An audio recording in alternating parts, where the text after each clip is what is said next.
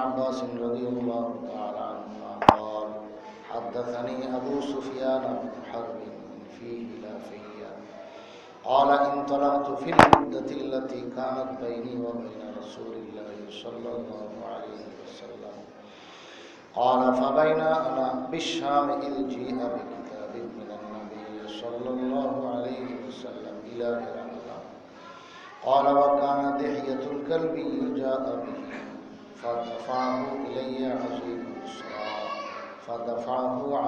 بصرى إلى هرقل فقال هرقل هل هاهنا أحد من قوم هذا الرجل الذي يزعم أنه نبي قالوا نعم صدق الله مولانا العظيم وصدق رسوله النبي الكريم نحن على ذلك لمن الشاهدين والشاكرين والحمد لله رب العالمين محترم دوست বুজুর্গ আল্লাহ রাব্বুল আলামিনের অশেষ মেহেরবানিতে তিনি আমাদেরকে জুমার নামাজ আদায়ের জন্য তার ঘরে আসার তৌফিক দিয়েছেন এবং এর সাথে কিছু দ্বীনি কথা বলা শোনার তৌফিক দিয়েছেন। শুকরিয়া আদায় করব আলহামদুলিল্লাহ। রাসূল করিম সাল্লাল্লাহু আলাইহি ওয়াসাল্লামের নবুয়তের প্রথম দিকের কিছু ঘটনা আমরা শুনতেছিলাম। তো এই প্রসঙ্গে আরেকটা হাদিস আমরা শেষ না করতে পারলেও আজকে অন্তত শুরু করি। সেটা হিজরির ৬ষ্ঠ বৎসর যে সুলহ হুদায়বিয়া বলে হুদায়বিয়ার সন্ধি, এই হুদায়বিয়ার সন্ধির পরে সেই ঘটনাটা ঘটল। হুদায়বিয়ার সন্ধি হয়েছে যে আগামী ১০ বৎসর কোনো মারামারি কাটাকাটি হানাহানি নাই, প্রত্যেকের তরবারি তার খাপের মধ্যেই রেখে দেওয়া দিবে। মুসলমান আর অমুসলিমের মাঝে কোনো মারামারি নেই, যুদ্ধ বন্ধ। তো হুদায়বিয়ার সন্ধিতেই কথা বলছে। হুজুর সাল্লাল্লাহু আলাইহি ওয়াসাল্লাম সেই সন্ধি মেনে নিছেন, অনেক লম্বা ইতিহাস। তো শেষ যেই কথাটা এখানে আসছে সেটা হলো হযরত আব্দুল্লাহ ইবনে আব্বাস রাদিয়াল্লাহু তাআলা আনহু বর্ণনা করেন যে আমাকে আবু সুফিয়ান রাদিয়াল্লাহু আনহু, বহুত প্রসিদ্ধ সাহাবী, তো উনি ইসলাম গ্রহণ করেছেন ফাতে মক্কার সময়, তাহলে হিজরির ৮ম বৎসর ইসলাম গ্রহণ করেছেন। তো যখনকার ঘটনা তখন উনি কাফের ছিলেন। তো হিজরতের ৭ম বছরের ঘটনা, মানে ইসলাম নেওয়ার, ইসলাম গ্রহণ করার ১-১.৫ বছর আগের ঘটনা এটা। তো কি ঘটনা ছিল? আবু সুফিয়ান বলেন, আমি তিজারতি কাফেলা নিয়ে সেই শাম দেশে গেলাম। মোটামুটি ৩০ জনের একটা জামাত ছিল। একা একই ওই জমানায় সফর করা সম্ভব ছিল না। তো তিজারতের জন্য সেখানে মক্কা মুকাররমা থেকে গেছেন। আর মক্কা মুকাররমার কাফের হোক আর মুসলিম হোক, সবাই জীবিকা নির্বাহের ব্যবস্থা ছিল এই ব্যবসা বাণিজ্য, এবং ব্যবসা হইতো ২ দেশে, ইয়ামান দেশে, শাম দেশে। আল্লাহ তাআলা কোরআন শরীফে সূরা ইলাফের মধ্যে বলে দিয়েছেন। অবশ্যই একটু বাম দিকে, ডান দিকে। তো বাস ঠিক আছে। বৎসরের ২ বার ২ দিকে সফর করতে। কোরআন শরীফে যেটাকে আল্লাহ তাআলা বলেছেন রিহলাতাশ শিতাই ওয়াস সাইফ। তাহলে ইলাফে কুরাইশিন ইলাফিহিম রিহলাতাশ শিতাই ওয়াস সাইফ। আল্লাহ তাআলা এই সূরার মধ্যে তাদের এই দুই সফরের কথা বলেছেন যে এরা দুই মৌসুমের দুই দিকে যায়।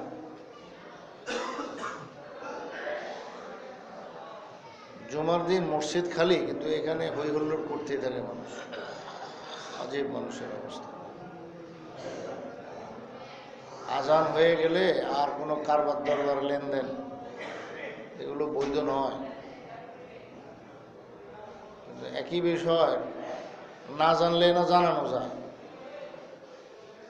কেউ জানে না তারে শেখানো যায়, কিন্তু যারে কইবেন হে আপনার থেকে বেশি ভালো জানবে। তা এখন এরকম হইলে তো কেমনি কি করা যায়?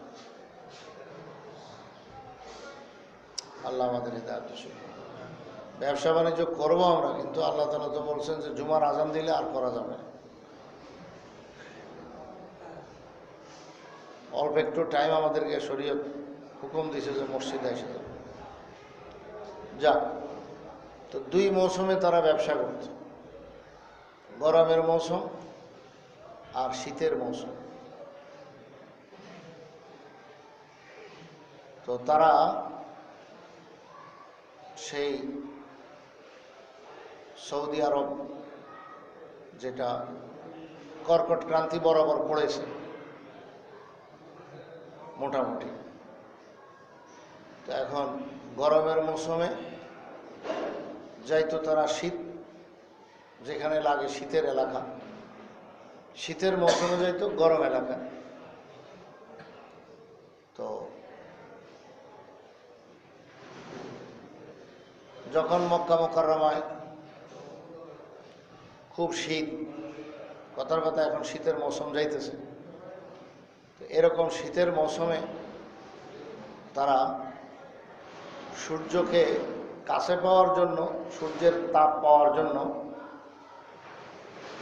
তো যেদিক গেলে একটু কাছে হবে সূর্যের, মানে হলো তাপ পাওয়া যাবে, ওইদিকে তারা যাইতেন। তো সেটা হলো ইয়ামান দেশ। তো গরমের মৌসুমে ইয়ামান দেশে, শীতের মৌসুমে ইয়ামান দেশে যাইতেন।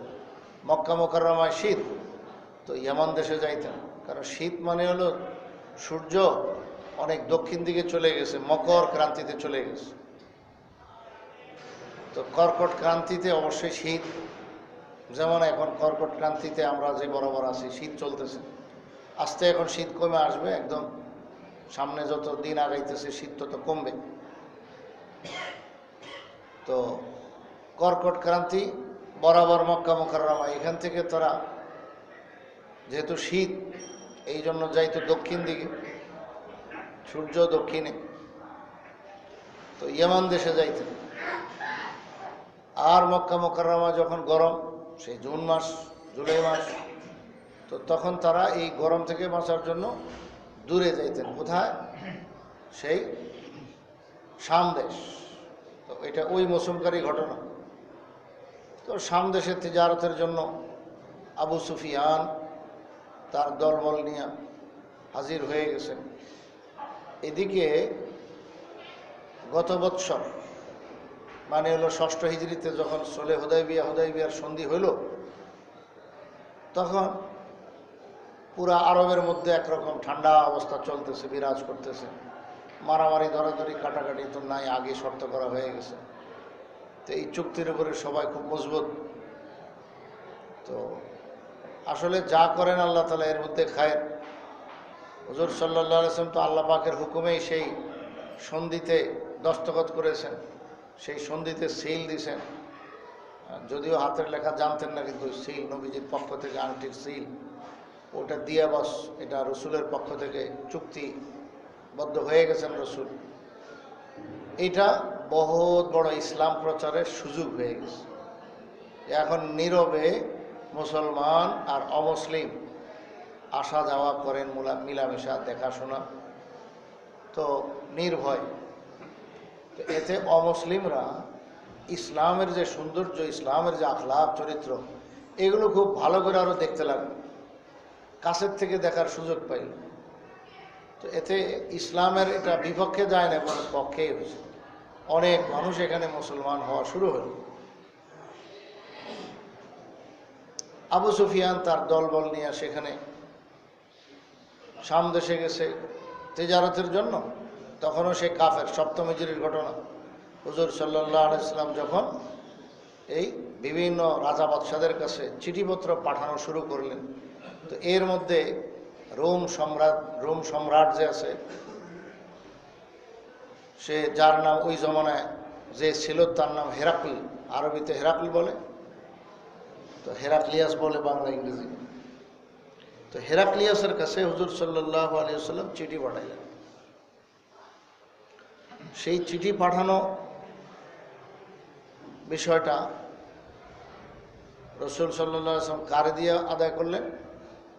দায়িত্বটা দিলেন হইল দিহিয়া কালবি রাদিয়াল্লাহু তাআলা আনহুকে, যিনি ছিলেন অত্যন্ত সুপুরুষ, শরীরের গড়ন গঠন, চেহারা সুরত সব কিছু খুবই সুন্দর, একজন সুপুরুষ, সুঠাম দেহ, ভালো দেখতে, যে কোনো লোক তাকে পছন্দ করে।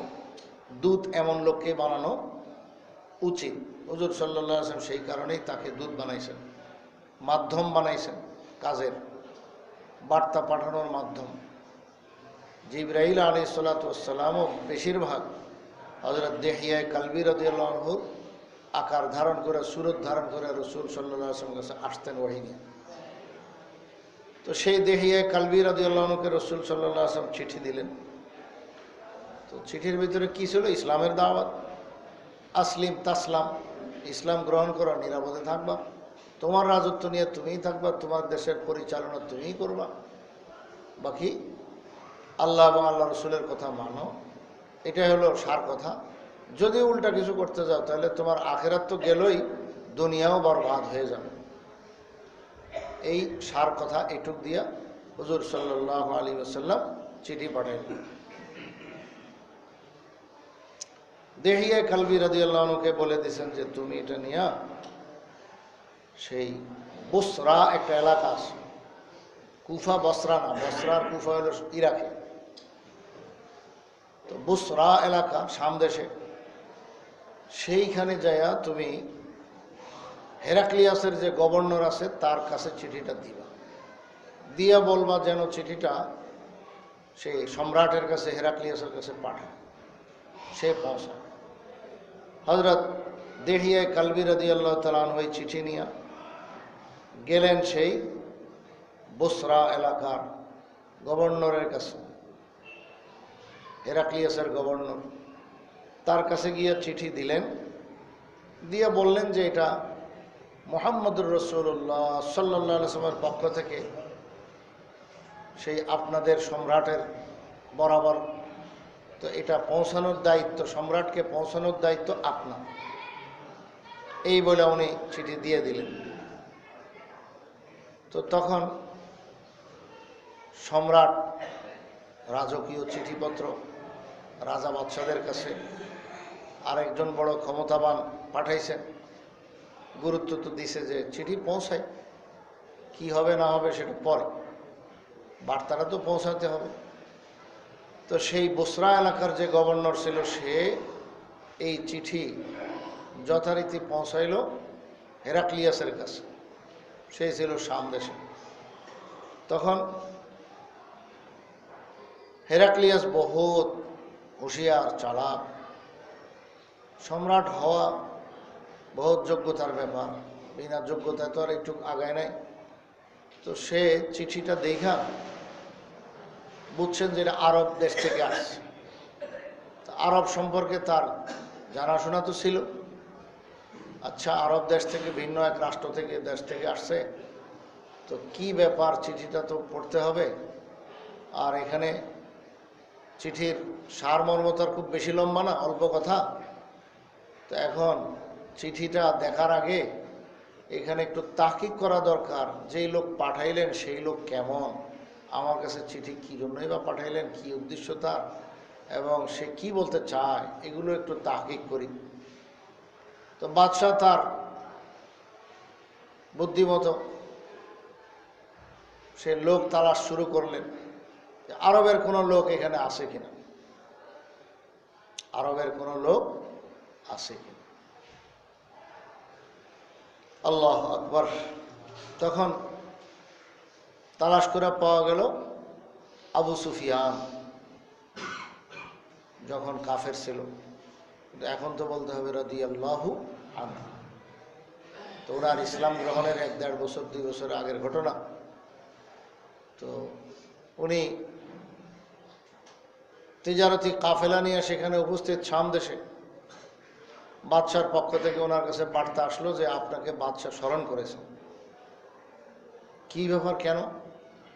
এই দেশে তো বহু সময় আসি, কোনো সময় তো বাদশা আমাদেরকে তলব করেননি। তো প্রাথমিক কথা শুনে বুঝে ফেলছেন। তখন বাদশাহ বলতেছেন, আবু সুফিয়ান বলতেছেন, যাহা মুহাম্মদ সাল্লাল্লাহু আলাইহি ওয়াসাল্লাম কোনো জায়গা বুঝে আর বাকি রাখলো না। হেরাক্লিয়ার সম্রাটের কাছেও চিঠি পাঠায়,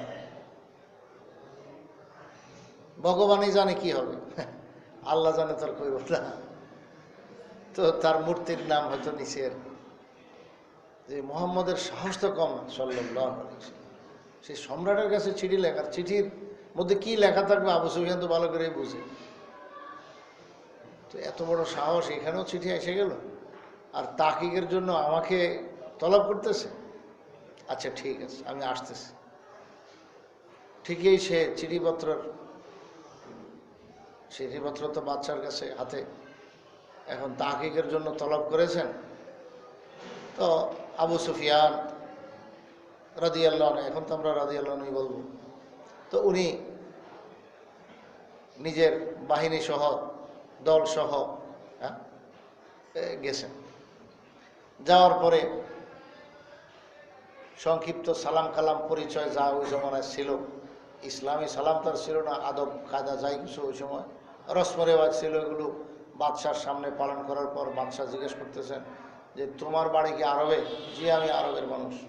কোথায়? মক্কা মুকাররমা। কুরাইশ বংশ চিনো? আরে কুরাইশ বংশের মানুষই তো আমি। এইরকম একটা লোক আমি তালাশ করতেছিলাম, খুব ভালো হয়েছে, তো তোমাকে আমি কিছু প্রশ্ন করব, এই জন্য তোমাকে খবর দিছি। তো তখন আবু সুফিয়ান বলতেছেন, আজকে সুযোগ তো পাইলাম মুহাম্মদের বিরুদ্ধে সাল্লাল্লাহু আলাইহি ওয়াসাল্লাম যা পারি আজকে বাদশার কাছে এমনভাবে তুলে ধরবো, পেশ করব যে মুহাম্মদের মতো নাউজুবিল্লাহ এত খারাপ লোক দুনিয়াতে আরেকজন নাই। তো এরা মনে খুব হিম্মত করে লইছে, আজকে সুযোগ পাইছি। আর বাদশার মন বিগড়াই দিলে বাদশা হয়তো বাহিনী পাঠায় তারে ধরে নিয়ে আইব, শাসাইব, আর কত কিছু করবো, মনে মনে কত কল্পনা জল্পনা। তো এখন বসাইবার দরবারে যে বসাইবার তরিকাও বড় আছে, সম্রাট তো বহুত জ্ঞানের অধিকারী। সে বলল যে এই আবু সুফিয়ান তুমি না দলের নেতা? জি স্যার, আমি আমার যে ছোট্ট কাফেলা নিয়ে আসছি এদের দলপতি নেতা আমি। আচ্ছা তুমি সামনে আসো। তো সামনে বাদশার দরবারে একবারে বাদশার দিকে মুখ করে দাঁড় করাইছে। বাকি যা আছে, যে মনে করেন 30 জন হইলে তাহলে 29 জন, এই যাই আছে বাকি সব এদেরকে বলছে তোমরা পিছনে বসবে। তা আবু সুফিয়ান বাদশার দিকে ফিরা বসছেন, আর তার সাথী সঙ্গী যা আছেন সব পিছনে বসায় দিয়েছে। তো এখন বলতেছেন বাদশাহ যে আমি তোমাকে কিছু প্রশ্ন করব, এই প্রশ্নগুলোর উত্তর সঠিকভাবে তুমি দিবা। এই পিছনে তোমরা যে বসছ, তোমাদের দায়িত্ব হলো এ যদি কোনো উল্টা উল্টা কথা বলে তো তোমরা কিন্তু মাথাটা একটু লাড়া দিলে আমি বুঝবো। কি কৌশল! শুধু মাথা নাড়াইলে হবে, কে বলছো কি বলছো দরকার নেই, একটু ইশারা দিলে আমি বুঝবো যে বেতাল কইতে আছে, তাইলে আমি ধরব। আবু সুফিয়ান গো হায়, আমার মনের যা কল্পনা জল্পনা ছিল সবই তো ধুলিস্যাৎ হয়ে গেল। ইন্না লিল্লাহ, কি করব এখন? আবু সুফিয়ান রাদিয়াল্লাহু আনহু ইসলাম গ্রহণ করার পরে এই কাহিনীটা হযরত আব্দুল্লাহ ইবনে আব্বাস রাদিয়াল্লাহু তাআলা আনহু, প্রসিদ্ধ সাহাবী, ওনাকে একদম ধৈর্য সব কাহিনী শুনেছে। দেখ আমার সেই ইসলামের আগের এই ঘটনা, ওই সময় আমার এই ঘটনাগুলো ঘটছে, কিসমত আমার কপাল খুলছে যে আমি মুসলমান হয়ে গেছি এরপরে, নাইলে তো আমি জাহান্নামে ছাড়া আমার উপায় ছিল না। হায় কি বিপদ হইত! আল্লাহ রক্ষা করেছেন ইসলাম দিয়া, আমাদের উপর বড় ইহসান করেছেন। ইসলামের কেউ উপকার করে না, যে মুসলমান হয় সে নিজের উপকার করে। তো আবু সুফিয়ান সব ঘটনা আব্দুল্লাহ ইবনে আব্বাস রাদিয়াল্লাহু আনহুকে শুনিয়ে দিয়েছেন যে দেখো আমার এই ঘটনা ঘটছে। তো এখন মনে মনে যা কল্পনা করছিলাম যে কিছু আজকে বানায় সুরে ক্ষমতার বিরুদ্ধে কিছুই বলার সুযোগ পাইলাম না। এরপরে সে নিজে বলেন, খোদার কসম আইমুল্ল লাউলা মাখাফাতু আন ইউসারা আলাইয়াল কাযিব লা কাযাবতুহু। আজীব কথা বলছে আবু সুফিয়ান। কয় আমি কাফের আছি ঠিক আছে, কিন্তু মিথ্যা বলা এটা আমাদের কাছেও খুব বেশি অপরাধ। মিথ্যা বলা এটা অপরাধ। দেখেন সে কাফের হওয়া সত্ত্বেও যখন ঘটনার এই তাহকিক করতেছে বাদশাহ তার কাছে, সে কিন্তু বেঈমান কাফের। এখন যা ইচ্ছা তাই করতে পারে, যা ইচ্ছা তাই বলতে পারে, কিন্তু সে বলতেছে খোদার কসম যদি মিথ্যাটা আমার রেফারেন্সে বলা হবে এই আশঙ্কা না থাকতো, এই ভয় না থাকতো যে আমার রেফারেন্সেই তো বলবে যে আবু সুফিয়ান বাদশার দরবারে এই বলছে মিথ্যা কথা, তাহলে লা কাযাবতুহু, অবশ্যই আমি বাদশার সঙ্গে অনেক মিথ্যা কথা বানায় সুরে বলতাম মুহাম্মদের নামে সাল্লাল্লাহু আলাইহি ওয়াসাল্লাম। কিন্তু এই ভয়ে পারতেছি না যে মানুষ বলবে আবু সুফিয়ান মিথ্যুক, সে মিথ্যা কথা বলে। এখান থেকে আমাদের বহুত বড় শিক্ষণীয় বিষয় যে আবু সুফিয়ান এত বড় কাট্টা কাফের হওয়া সত্ত্বেও সে মিথ্যা কিন্তু বলতে সাহস করে না। যে আমার পিছনে সাথী ভাইরা আছে, কেউ না কেউ মক্কা মুকাররমা যায় ওই কথা তন্ত বলে দিবে একদিন না একদিন যে আবু সুফিয়ান বাদশার দরবারে মিথ্যা কথা বলেছে। তো এরা তো বুঝবে আমি মিথ্যা বললে ধরা পড়ে যাব। আর মিথ্যা বলা এটা বহুত বড় অপরাধ। খালি ইসলাম এটাকে অপরাধ বলে না, এটা সাধারণ সুস্থ মস্তিষ্ক বিবেক সেটাও বলে যে এটা অপরাধ, এটা ঠিক না। আহা, তো আবু সুফিয়ানের কুফুর অবস্থায় কাফের অবস্থায় তার মন মানসিকতা যেটুক ছিল, আমরা মুসলমান হওয়ার পরে যদি ওইটুকু এখানে আসা যায় তত বিরাট কিছু। এখন মুসলমান ব্যবসায়ী হোক, হ্যাঁ, চাকরিজীবী হোক, তার কদমে কদমে মিথ্যা কত যে আছে, এর অভাব। মিথ্যা কথাটাকে আমরা গুনাহ মনে করি না। হুজুর সাল্লাল্লাহু আলাইহি ওয়াসাল্লাম একবার বলতেছেন যে মূর্তি পূজা এটা বহুত বড় গুনাহ, বহুত বড় গুনাহ, শিরিক শিরিক, চিরস্থায়ী জাহান্নাম। তো এই বারবার বলতেছেন, এতক্ষণ কাইতে ছিলেন। এরপরে হুজুর সাল্লাল্লাহু আলাইহি ওয়াসাল্লাম সোজা হয়ে বসছেন এবং বলছেন যে আলা ওয়া কাউলুজ জুর, আলা ওয়া কাউলুজ জুর, এবং হে খবরদার আমার উম্মত শুনো, মিথ্যা কথা বলা এটা মহাপাপ মহাপাপ মহাপাপ, 3 বার বলছেন। তো মিথ্যা কথা বলা মহাপাপ, শিরিক এটাও পাপ। কিন্তু আল্লাহ রাসূল এটার আহমিয়তার গুরুত্ব দেওয়ার জন্য একদম সেই শোয়া ছিলেন, কায়িত হয়েছিলেন, সেই কায়িত হওয়া থেকে রাসূল সাল্লাল্লাহু আলাইহি ওয়াসাল্লাম উঠে বসা এটাকে খুব কড়া ভাষায় বলেছেন। এটা এত মারাত্মক। মিথ্যা বলা এই অভ্যাস যদি হয় কারো, নাউজুবিল্লাহ, তাহলে তার বিপদ। এই মিথ্যায় তাকে জাহান্নামে নিয়ে যাবে। তো আবু সুফিয়ানের থেকে আমরা শিক্ষা গ্রহণ করা উচিত। সে কাফের বেঈমান হওয়া সত্ত্বেও মিথ্যা কথা বলাকে সে কোনোদিন বৈধ মনে করে না এবং এটাকে বড় ভয় পাইছে। এই সত্যবাদিতাই তাদেরকে ঈমান গ্রহণ করার তৌফিক দান করেছে। যাই হোক, তো এইবার বাদশাহ ওখানে দোবাসী বসাইছেন, কারণ সেই হেরাক্লিয়াসের ভাষা আর আরবের ভাষা এক নয়। এখন আবু সুফিয়ান কি বলতেছে সেটা হেরাক্লিয়াস বাদশাহ হয়তো বুঝবে না। তো মাঝখানে একজন দোবাসী, যাকে তর্জমান বলে, তাকে ডাইকা বসাইলেন। সুম্মা ক্বালা লিতারজুমানিহি সালহু কাইফা হাসাবুহু ফীকুম।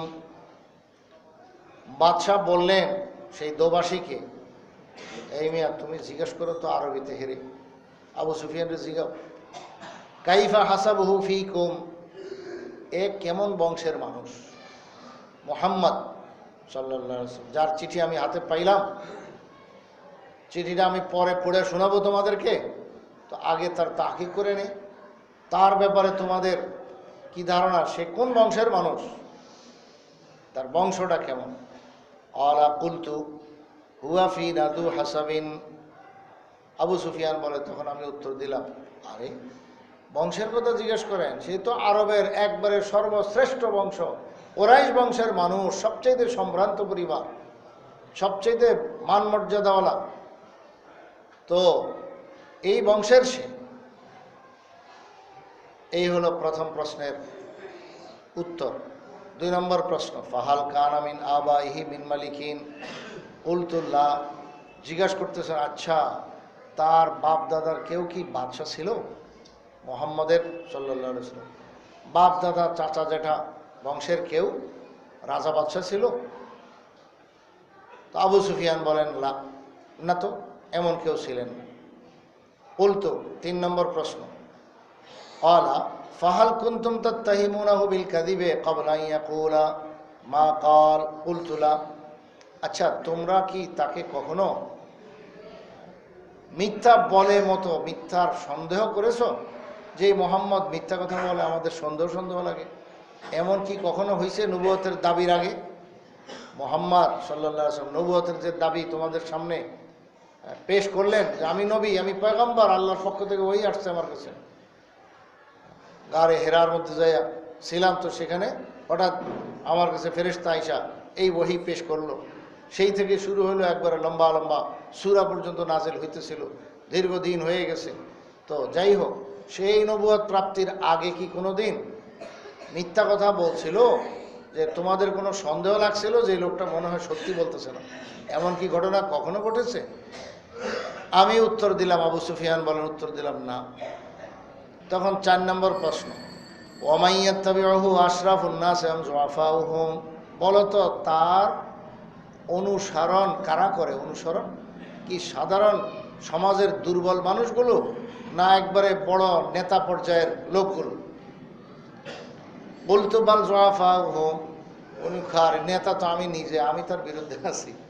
ওখানে সাধারণ মানুষ যারা, ওরাই তার ভক্তবৃন্দ হয়ে গেছে।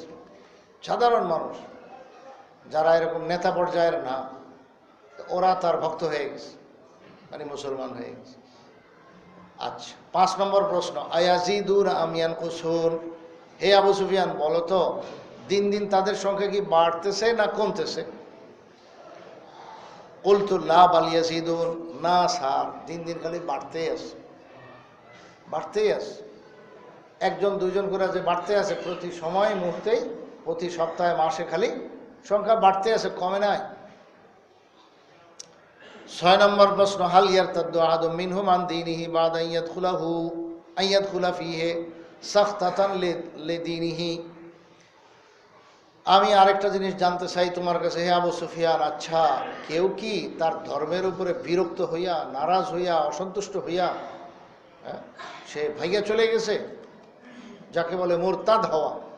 কেউ কি মুরতাদ হয়ে গেছে, তার দিন ধর্ম গ্রহণ করার পরে ছেড়ে দিছে, দিনের উপরে নারাজ হইয়া, মুহাম্মদের উপরে নারাজ হইয়া? বলতো লা, উত্তর দিলাম না হুজুর, এমন কেউ হয়নি। কথা ঠিকই, কোনো মুসলমান ইসলাম গ্রহণ করার পর আর কি হয় নাই? মুরতাদ হয় নাই। 2-1টা ঘটনা, কিছু ঘটনাতে যে দেখা গেছে মুরতাদ হয়ে গেছে, ওগুলো আসলে ইসলাম গ্রহণ করে নাই। ওগুলো হলো বাহ্যিকভাবে দেখাইছে যে আমি মুসলমান, আসলে ভিতরে হলো কুফর, পরে সে সুযোগ পাইয়া সে কুফরির প্রকাশ করে দিছে, ওটা ভিন্ন কথা। আচ্ছা 7 নম্বরের প্রশ্ন, ফাহাল কাতালতুমুহু? কুলতু না'ম। আচ্ছা তোমরা তার সঙ্গে কি মারপিট করো, লড়াই করো ময়দানে, মাঠে ময়দানে? আমি আবু সুফিয়ান উত্তর দিলাম, জি হ্যাঁ, তার সঙ্গে আমাদের অনেক মারপিট হয়। বদর, উহুদ, খন্দক, এই পর্যন্ত কতগুলো যুদ্ধ গেছে, এবং যুদ্ধের পরিচালনা কেই করেছে? সে আবু সুফিয়ান নিজেই তো সব করে আসো। বদরে সে ছিল না, আবু জাহেল, তো আবু জাহেল তো ওখানে খতম হয়ে গেছে, আবু সুফিয়ান ভাগিয়ে আসছে। এরপরের থেকে যে যুদ্ধ শুরু হলো, উহুদের যুদ্ধ, সেই নেতৃত্ব দিছে সে এবং খালিদ ইবনে ওলীদ, কিন্তু পরে দুজন হয়ে গেছেন মুসলমান রাদিয়াল্লাহু আনহুমা। এরকমভাবে খন্দকের যুদ্ধ, যাকে গজওয়া আহজাব বলে, সেখানেও সে আবু সুফিয়ানের নেতৃত্বে সব কিছু হইল। তো কয় যে লড়াই হয়, মানে বহুত লড়াই তার সঙ্গে আমাদের হইতেছে। 8 নম্বর প্রশ্ন, ফাকাইফা কানা কিতালুকুম ইয়াহু? তোমরা যে তার সঙ্গে মারপিট করো, এটা কেমন ধরনের হয়? কি তোমরাই খালি জিতো, না সে জিতে, না সেই শুধু জিতে, তোমরা খালি ঠকের পালা, কোনটা? কুলতু ইয়াকুনুল হারবু বাইনানা ওয়া বাইনাহু সিজালান ইউসিবু মিন্না ওয়া নুসিবু মিনহু। হুজুর, আমাদের মাঝে যুদ্ধটা হয় কিরকম? পালাক্রমে, পালা সিস্টেমে। কখনো সে জিতে যায়, কখনো আমরা জিতে যাই, কখনো সে মাইর খায়, কখনো আমাদের দল মাইর খায়, এভাবেই চলছে। আলা ফাহাল ইয়াকদিরু। আচ্ছা, আরেকটা প্রশ্ন, 9 নম্বর, সে কি কোনোদিন তোমাদের সঙ্গে গাদ্দারি করে, গাদ্দারি করেছে? কোনো কথা চুক্তি কইরা আবার চুক্তিটা ভঙ্গ করে ফেলছে? বলতো না, কয় না, এরকম কখনো ঘটে নাই। এরপরে একটা কথা, আবু সুফিয়ান নিজে ইসলাম লওয়ার পরে হায়রে, আমি তো কোনো কথাই তার বিরুদ্ধে বলতে পারতেছিলাম না, একটা কথা এখানে সুযোগ পাইয়া কথার মায়ের পেছ ঢুকাই দিছে একটু। কি কয়? কোনো সময় গাদ্দারি তো করে নাই, তবে নাহনু মিনহু ফি হাযিল মুদ্দাতি লা নাদরি মা হুয়া সানিউন ফিহা। ক্বালা ওয়াল্লাহি মা আমকানানি মিন কালিমাতিন উদখিলু ফিহা শাইআন গায়রা হাযিহি। কয় যে কোনো কথাই তো তার বিরুদ্ধে আমি দাঁড় করাইতে পারতেছিলাম না, এই একটা কথা চান্স পাইয়া একটু ঢুকাইলাম। কি?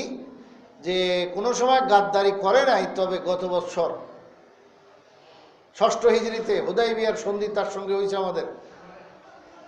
আগামী 10 বছর মারপিট করা হবে না, একদম সবাই চুপচাপ নিজ নিজ কামে মশগুল। সুরিয়ার তরবারি সবাই তার সেই খাপের মধ্যে রেখে দিছে, যুদ্ধ সব বন্ধ, এই চুক্তি হয়েছে। এখন সে কখনো বিগত দিনে গাদ্দারি করে নাই, জানি না এখন ভবিষ্যতে কি করবে। এই একটা কথা শুধু লাগাইছে, ভবিষ্যতে কি করবে, মানে গাদ্দারি করার সম্ভাবনা এরকম একটা ভাব দেখাইতেছে। সামনে উত্তরটাও শুনবেন। বাদশাহ কয়ে দিছে যে কখনো গাদ্দারি করে না সে এখনো করবে না। খাইলুনি জুতার বাড়ি। আবু সুফিয়ান হায়, আমি যাও একটা কথা ঢুকাইলাম, তাও তো সুযোগ পাইলাম, কিন্তু এটা ছাড়া আর কোনো কথাই তার বিরুদ্ধে আমি বলতে পারছিলাম না। ক্বালা ফাহাল ক্বালা হাযাল কওলা আহাদুন ক্বাবলাহু কুলতু লা। আরেকটা প্রশ্ন, 10 নম্বর, যে আচ্ছা বলো তো, মুহাম্মদের আগে সাল্লাল্লাহু আলাইহি ওয়াসাল্লাম কেউ কি এই নবুয়তের দাবি আরবে উত্থাপন করেছিল যে আমি নবী, নবী বলে কেউ কি দাবি করেছিল? উত্তরে আবু সুফিয়ান বলে যে না, এমন কোনো ঘটনা ঘটেনি। এইবার উনি জবাব দিতেছেন। বাদশাহ যা প্রশ্ন করার তা প্রশ্ন করলেন, শেষ হলো। এইবার কতগুলো পয়েন্ট সে বলতেছে, সবগুলোর উত্তর। সুম্মা ক্বালা লিতারজুমানিহি কুল লাহু। এই তর্জমান দোবাসী, তুমি আবু সুফিয়ানকে বলে দাও, আমি যে প্রশ্নগুলি বললাম, শুনাইলাম তাকে, প্রশ্নগুলি করলাম, এবার এটার উত্তর আমার পক্ষ থেকে শুনো। ইন্নী সাআলতুকা আন হাসাবি ফীকুম ফাযাআমতা আন্নাহু ফীকুম যু হাসাবিন ওয়া কাযালিকার রুসুলু তুবাসু বি আহসাবি কওমিহা। 1 নম্বর প্রশ্ন করেছিলাম, সে বংশীয় মানমর্যাদার দিক থেকে কেমন, তুমি কইছো পুরো আরবে 1 নম্বর। শোনো এবার উত্তর। যে কোনো নবী সে আসলে ওই যুগের শ্রেষ্ঠ বংশেই পয়দা হয়, সবচেয়ে মান মর্যাদাওয়ালা লোক সেই হয়, ওরকম বংশে পয়দা হয়, তাহলে কথা ঠিকই আছে। 2 নম্বর, সালতুকা হালকা রাফি আবাই মালিকুন ফাযামতা আল্লাহ। তোমাকে জিজ্ঞাসা করেছিলাম তার বাপদাদা 14 গোষ্ঠীর মধ্যে কেউ কি রাজা বাদশা ছিল, তুমি উত্তর দিছিলা যে না। তো তখন আমি মনে মনে ভাবতেছি, লাউ কানা মিন আবাই মালিকুন কুলতু রাজুলুন ইয়াতলুবু মুলকা আবাইহি। যদি তার বংশের কেউ রাজা বাদশা থাকতো, তাইলে আমি সন্দেহ করতাম, মনে হয় এই লোকটা রাজত্বর লোভে, আবার বাপদাদার সেই গদির লোভে হয়তো এই দাবি করে বসছে, এরকম একটা আমি বলতাম, কিন্তু এই সুযোগটাও তো নাই। আরেকটা প্রশ্ন করেছিলাম যে আন আতবাইহি আযওয়াফাহুম আম আশরাফুহুম। প্রশ্ন করেছিলাম যে তার অনুসারীরা কি একদম বড় এলাকার সমাজের নেতৃস্থানীয় লোকেরা হয়, না তার অনুসারী হয় সাধারণ মানুষ। তুমি উত্তর দিছিলা যে যুআফাহুম, সাধারণ মানুষ তার অনুসারী। ওয়াহুম আতবাউর রসুল। শুনে রাখো আবু সুফিয়ান, নবী রসুল যত দুনিয়াতে আসছে তাদের অনুসারী কিন্তু সাধারণরাই আগে হয়, আর নেতারা পরে ইসলাম গ্রহণ করে। যে কোনো নবীর উম্মত এইভাবেই হয়েছে। তো কাজে ইতিহাস এটা বলে দেয়, তাহলে এটা স্বাভাবিক নিয়ম মতোই আছে। ওয়াসালতুকা হাল কুনতুম তাত্তাহিমুনাহু বিল কাযিবি ক্বাবলা আন ইয়াকুলা মা ক্বাল ফাযামতা আল্লাহ। আচ্ছা, আমি তোমাকে একটা প্রশ্ন করেছিলাম যে এই নবুয়তের দাবি প্রকাশ করার পূর্বে মুহাম্মদকে নাউজুবিল্লাহ তোমরা কোনো মিথ্যা কথা বলতে কোনো সময় পাইছিলা, কোনো সময় তার উপরে সন্দেহ কিছু হয়েছিল, এই জাতীয় কিছু? আর তুমি উত্তরে বলছিলে জি না স্যার, কখনো এমন হয় নাই। ফাআরাফতু, তখন আমি হেরাক্লিয়াস বুঝে ফেলছি আন্নাহু লাম ইয়াকুন লিয়াদাল কাযিবা আলান নাস সুম্মা ইয়াযহাবু ফায়াকযিবু আলাল্লাহ। আমি বুঝে ফেলছি যেই লোক জীবনে কোনোদিন মানুষের সঙ্গে লেনদেন উঠা বসা মুআমালা মুআশারার ক্ষেত্রে মিথ্যার আশ্রয় নেয় না, সে আল্লাহর নামে মিথ্যা কথা বলবে, এটা কোনোদিন তার পক্ষে সম্ভবই না। এটা আমি বুঝে ফেলছি। আবু সুফিয়ান এক এক উত্তর শুনে আর কই ইন্না লিল্লাহ বোঝেন না, তো ইন্না লিল্লাহ করতেছে মনে মনে, যে হা এটা কি হইতেছে। ওয়া সাআলতুকা হাল ইয়ারতাদ্দু আহাদুম মিনহুম মান দীনিহি বা'দা আন ইয়াদখুলা ফীহি সাখতাতান লাহু ফাযা'আমতা আন লা। শুনো, জিজ্ঞেস করছি ঈমান গ্রহণ করার পরে কেউ কি মুরতাদ হয়ে গেছে? তুমি উত্তরে বলছো না, কেউই মুরতাদ হয় নাই। ওয়া কাযালিকাল ঈমান ইযা খালাতা বাশাশাতুহু আল কুলুবা। হেরাক্লিয়াস ইতিহাসের আলোকে সব কথা বলতেছে যে দেখো, ঈমান জিনিসটাই এমন, সত্যিকার ইখলাসের সাথে যদি এটা একবার অন্তরের ভিতরে ঢুকে প্রবেশ করে, এই ঈমান যত কোটি টাকাই হোক না কেন, ওই টাকার বিনিময়ে আর কোনোদিন ছুটে না। ঈমান আসলে এমন জিনিস, কোনো মুসলমান দুনিয়ার লোভে, টাকার লোভে এই ঈমান বিক্রি করতে রাজি হয় না, সত্যিকার যদি তার অন্তরের অন্তঃস্থলে ঈমান থেকে থাকে। তাইলে তুমি যে রিপোর্ট দিছো কেউ মুরতাদ এই পর্যন্ত হয় নাই, এটা কথা ঠিকই আছে। ওয়াসালতুকা হাল ইয়াজিদুন আম ইয়ানকুসুন, জিজ্ঞেস করছি লোকজন কি বাড়তেছে দিন দিন না কমতেছে। ফাযা'আমতা আন্নাহুম ইয়াজিদুন, তুই কইছস যে খালি দিন দিন বাড়তেই আছে। ওয়া কাযালিকাল ঈমানু হাত্তা ইয়াতিম্মা, ঈমানের বিষয়টাই এমন যে আস্তে আস্তে সংখ্যা দিন দিন খালি বাড়বেই, কমবে না কোনো দিন। তো কাজে সমস্ত নবীগণের ইতিহাস আমি জানি। হেরাক্লিয়াস বহুত বড় আলেম ছিল, তাওরাতের আলেম, সে এই সমস্ত এগুলো জানে, আহলে কিতাব তো কিতাবওয়ালা। তো সে বলতেছে যে ঈমানের বিষয়টাই এমন যে সংখ্যা দিন দিন বাড়বে, কমবে না কোনো দিন। ওয়াসালতুকা হাল কাতালতুমুহু ফাযা'আমতা আন্নাকুম কাতালতুমুহু ফাতাকুনুল হারবু বাইনাকুম ওয়া বাইনাহু সিজালান ইয়ানালু মিনকুম ওয়া তানালুনা মিনহু। তোমাকে জিজ্ঞেস করছিলাম যে লড়াই করো কিনা তার সঙ্গে, এবং রিপোর্টটা কি হয়, রেজাল্টটা কি দাঁড়ায়, যে তোমরাই খালি জিতো না সেই খালি জিতে, না কি হয় 50-50। হ্যাঁ, তো তুমি বলছো যে স্যার কখনো সে মাইর খায়, কখনো আমরা মাইর খাই, কখনো আমরা জিতি, কখনো সে জিতে, এইভাবেই চলছে। ওয়া কাযালিকা রুসুলু তুবতালা সুম্মা তাকুনু লাহুল আকিবা। ইতিহাস সাক্ষী সমস্ত রসুলগণের মুআমালা বিষয়টা এমনই থাকে, অর্থাৎ সে যুদ্ধের মধ্যে এক চাটিয়ে খালি সব সময় কামিয়াব হবে, এটা নবীগণের ইতিহাসে নাই। অথবা সব সময় খালি পরাজিত হবে, এটাও হবে না, বরং একবার পরাজয়, আরেকবার জয়, এই জয় আর পরাজয় নিয়েই তারা এভাবে চলতে থাকবে, আগে বাড়তে থাকবে।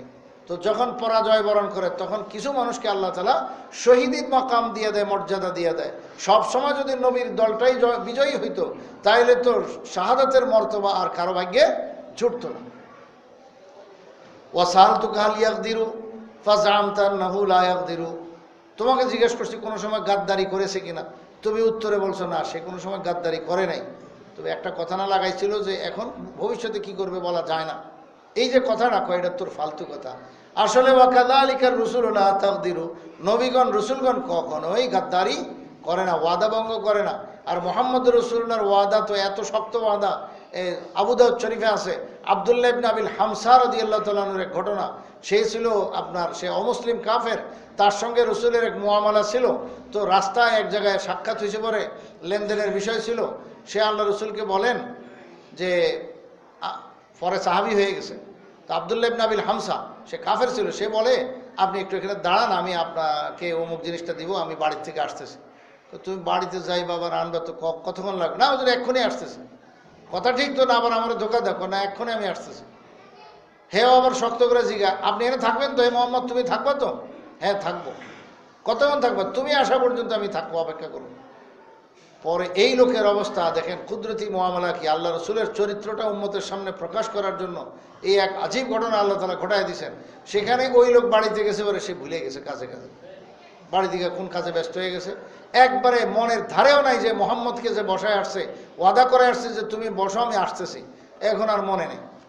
এইভাবে আজকের দিন গেল, কালকের দিন গেল, পরশু দিন গেল, 3 দিন পরে যায় হঠাৎ মনে পড়লো, আচ্ছা আমি না মোহাম্মদের রাস্তায় এক জায়গায় বসে আসছিলাম, বলছিলাম তুমি এনে থাকবা কিনা, ওয়াদা নিয়ে আসছিলাম, তো সে তো থাকার কথা না, নাকি চলেই গেল, কি হলো একটা খবর তো নেই। তো দৌড় দিয়ে সে ওখানে গেল, যায় দেখে রাস্তার মধ্যে সে মুহাম্মদ রাসূলুল্লাহ ওই জায়গাতেই আছে সাল্লাল্লাহু আলাইহি ওয়াসাল্লাম। এখন এই লোক তো দেখা এত দিলের অবস্থা পরিবর্তন হয়ে গেল যে এই লোক এখনো এখানে। জিজ্ঞাসা করে, মোহাম্মদ তুমি এখনো এখানে? হ্যাঁ ভাই এখানে। কোনো রাগারাগি করেন, শুধু এটুকু বলছে যে ভাই তুমি আমাকে বড় মুসিবতের মধ্যে ফেলা দিলা, শুধু এটুকু বলছে, আর কোনো রাগারাগি কিছু কয়নি। আমাকে মুসিবতে ফেলা দিলা, তুমি আসবে কই, আসো নাই, এইটুকু বলছে। সাথে সাথে আব্দুল্লাহ ইবনে আবিল হামসা কালিমা পড়ে মুসলমান হয়ে গেছে, যে এই লোক কোনোদিন মৃত্যু হইতে পারে না। এই ঘটনাটি আবু দাউদ শরীফে আছে, হাদিসের কিতাব আবু দাউদ শরীফের মধ্যে কিতাবুল আদব। আল্লাহু আকবার। তো রসুলগণ এমনই হয় যে সে ওয়াদা করলে এটা কোনোদিন তার দুই রকম হইতে পারে না। আল্লাহ। এরপরে আমি তোমাকে আরেকটা প্রশ্ন করেছিলাম যে হাল ক্বালা হাযাল কওলা আহাদুন ক্বাবলাহু, আচ্ছা মুহাম্মদের আগে কোনো লোক কি এরকম এই জাতীয় দাবি আরবে করেছিল? তুমি উত্তর দিছিলে যে না, এরকম কেউ করে নাই, নবুয়তের দাবি করেন। কথা তো ঠিকই। ঈসা আলাইহিস সালামের যুগ থেকে হুজুর সাল্লাল্লাহু আলাইহি ওয়াসাল্লাম পর্যন্ত মাঝখানে প্রায় 600 বছর একজন লোকও এখানে নবী হিসাবে কেউ আসে নাই। তো এত বিশাল বড় গ্যাপ, সবাই জানে যে এখানে কোনো নবী নেই। তো এখন হঠাৎ করে উনি নবুয়তের দাবি করছেন। তো এইবার উনি বলেন ফাকুলতু, হেরাক্লিয়াস বলেন আমি মনে মনে তাই সিদ্ধান্ত নিলাম যে লাউ কানা ক্বালা হাযাল কওলা আহাদুন ক্বাবলাহু কুলতু রাজুলুন ইতাম্মা বিকাউলিন কিলা ক্বাবলাহু, যদি ইতিপূর্বে মুহাম্মদের পূর্বে কেউ নবুয়তের দাবি এখানে করত, তাহলে আমি বলতাম ও দেখা দেখি এও বুঝি নবুয়তের দাবি করে বসছে, হ্যাঁ মৃত্যু বাটপার। এটাও তো বলার দেখি সুযোগ নাই। এই হলো প্রশ্ন উত্তর। এরপরে বলে আচ্ছা কত দেই আবু সুফিয়ান, সে কি জিনিসের আদেশ দেয় তোমাদেরকে? বিমা ইয়ামুরুকুম, আরেকটা প্রশ্ন, হে আবু সুফিয়ান সে কি জিনিসের আদেশ দেয়? কুলনা ইয়ামুরুনা বিসসালাতি ওয়াজ যাকাতি ওয়াস সিলাতি ওয়াল আফাফ। আবু সুফিয়ান কাফের হইলে কি হবে? আল্লাহ রসুল কি জিনিসের দাওয়াত দেয় এটা খুব ভালো করে বুঝে। কয় মোহাম্মদ তো আমাদেরকে আহ্বান করে নামাজ পড়ার জন্য, যাকাত দেওয়ার জন্য, সেলাই রেহেমি করার জন্য, আত্মীয়তার খোঁজখবর নেওয়ার জন্য, এবং ইফফত ও পাক দামানির জন্য, যে চরিত্রহীন যেন না হই, এগুলো আমাদেরকে দাওয়াত দেয়। তখন সে হেরাক্লিয়াস বলে ফেলছে ইয়াকুমা তাকুলু হাক্কা ফাইন্নাহু নবিয়্যুন, তুমি যা আজকে রিপোর্ট আমাকে দিলা আশা করি সত্যই দিছো, কারণ পিছনের কেউ কোনো মাথা হেলায় নাই। তাইলে কথা সব সঠিক বলছো, আর আমিও বুঝতেছি সঠিক। তাইলে তুমি যা বলেছো এগুলো যদি সঠিক হয়ে যায়, কথাটা এই ভাষায় বলছে আর কি, আসলে তো সঠিকই। তাইলে মনে রেখো সে নিশ্চিত আল্লাহর নবী, আল্লাহর পয়গাম্বর, কোনো সন্দেহ নাই। তবে কদ কুনতু আলামু আন্নাহু খারিজুন ওয়া লাম আকু আযুন্নু মিনকুম, আমি জানতাম যে আখেরি একজন পয়গাম্বর রয়ে গেছে, হযরত ঈসা আলাইহিস সালাম, আমাদের নবী, হেরাক্লিয়াসের নবী ঈসা আলাইহিস সালাম, সে আহলে কিতাব। যে আমি জানতাম যে ঈসা আলাইহিস সালাম যে বলে গেছেন আমাদের পরে এক নবী আসবে মুহাম্মদ আহমদ নাম, তো সে কোন দেশে আসবে সেই দেশের ওইভাবে তো একদম নির্ধারিত করে বলা নাই। তো আমি ভাবছি হয়তো কি জানি কোন দেশে বাইর হয়, এখন তোমাদের দেশে এসে গেছে। সে আরবে বড় বড় মানুষগুলোর মাঝ থেকে হঠাৎ তিনি নবুয়ত পেয়ে গেলেন, আমি ধারণা করিনি যে তোমাদের মধ্য থেকে হবে। এরপরে বলে ওয়ালাউ আন্নী আ'লামু আন্নী আখলুসু ইলাইহি লাআহবাবতু লিকাহু, যদি আমি কাছে তার ঘনাইতে পারতাম, তার কাছে যাইতে পারতাম। এত দূরে আমি হলাম কোথায় সামনে, সে হলো মক্কা মুকাররমায়, হ্যাঁ, বা মদিনা মুনাওয়ারা, তো যেটাই হোক আরব অনেক দূরে, এত হাজারো মাইল এভাবে গাদা ঘোড়া অথবা পায়ে হেঁটে যাওয়া কত বড় মুশকিল, তো অনেক দুর্গম সফর। কাজে আমি তো যাইতে পারতেছি না, কিন্তু যদি যাওয়ার সুযোগ থাকতো তার সঙ্গে আমি মুলাকাত করতাম। ওয়ালা কুনতু ইনদাহু লাগাসালতু আন কাদামাইহি, যদি তার কাছে যাইতে পারতাম তাহলে তার দুই পা ধোয়া বরকত নিয়ে আসতাম আমি। আল্লাহু আকবার। লাগাসালতু কাদামাইহি, তার দোনো কদম দোনো পাও আমি ধুইয়া সেই বরকতের পানি নিয়ে আসতাম। এই কথাগুলো সে বলল।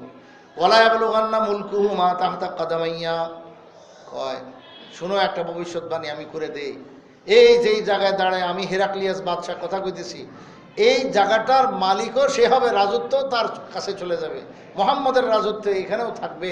তো কথা ঠিকই, এটা পরবর্তীতে হয়ে গেছে আল্লাহ রসুলের এই ভবিষ্যৎবাণী।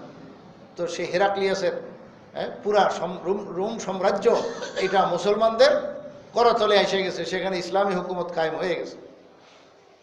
তো এখানে তার হুকুমত আসবে। এরপরে দাআবে কিতাবে রাসূলুল্লাহ সাল্লাল্লাহু আলাইহি ওয়াসাল্লাম ফাকরাহু, এইবার সে চিঠিটা খুললো যে মুহাম্মদুর রাসূলুল্লাহ কি লিখেছেন আমাকে একটু শুনাই। তো সবাইকে শুনাইলেন। এখানে লম্বা ঘটনা আছে যে শুনাইছে, পরে আপনার হাউকাও বেজে গেছে, কারণ সে শুনে আগে তো ইসলামের কথা প্রকাশ করে ফেলছে এবং বলছে যে আমি ইসলাম গ্রহণ করলাম, তখন হাউকাও বেজে গেছে।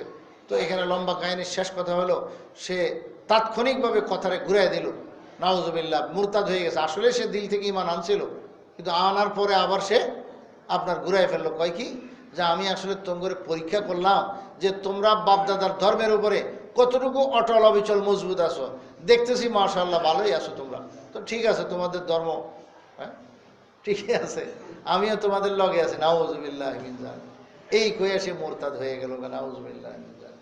এবং সে মোরতাদ হয়েই মারা গেছে, ঈমান আর তার গ্রহণ করা নসিবে হয় না।